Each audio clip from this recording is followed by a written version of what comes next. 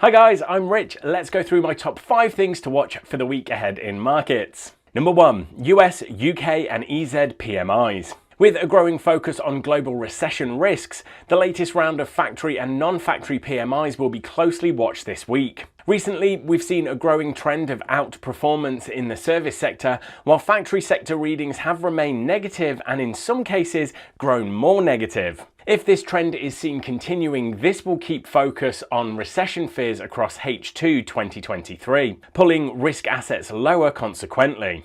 Number 2. US prelim GDP. The first look at Q2 GDP in the US will be a major market focus point this week. With speculation growing over a potential US downturn later in the year, traders will be keen to see how the US economy looks to have performed over the recent quarter. Any signs of weakness should put the focus back on rate cut expectations in the US, leading US dollar lower short term. Number 3. FOMC minutes. We've heard a fairly split set of sentiments from the Fed policymakers recently. While the broad expectation is that the Fed will keep rates on hold next month, traders will be keen to hear the details of the latest meeting, given the door was held open to further tightening if necessary. Number 4. UK CPI. The latest UK inflation data will draw plenty of attention this week. On the back of the latest BOE rate hike, the bank signalled that further tightening will likely be necessary, while inflation is seen to be holding at elevated levels. Now, with this in mind,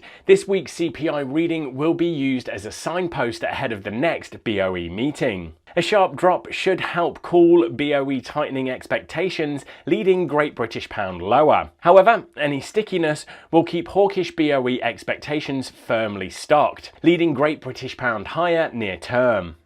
Number 5. RBNZ rates meeting. The RBNZ has scaled back its rates projections in light of the weather emergencies and ensuing GDP damage seen earlier in the year. Consequently, New Zealand dollar has weakened. However, the bank retains its view that further tightening will be necessary, and on the back of the RBA frequently hiking rates, a fresh rate increase cannot be ruled out. You can of course click on the link in the description just below to see the full economic calendar with the previous month's data and the consensus expectation for this time. But for now, thanks everyone, good luck trading this week, and please remember to give a quick smash of that like button and hit subscribe so you don't miss more content like this when it's released.